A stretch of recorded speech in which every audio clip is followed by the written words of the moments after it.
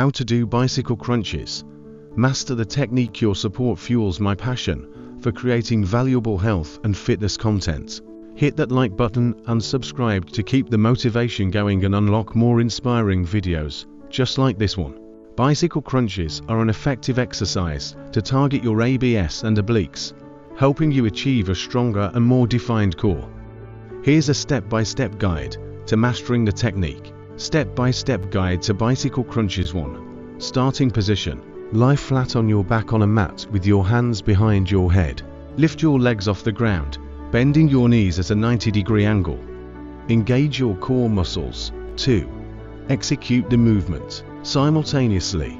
Bring your right elbow towards your left knee while extending your right leg out straight. Switch sides, bringing your left elbow towards your right knee while extending your left leg out straight. Continue this pedaling motion, twisting your torso with each rep to engage your obliques. 3. Maintain proper form. Keep your lower back pressed into the mat to protect your spine. Avoid pulling on your neck. Use your ABS to lift your torso.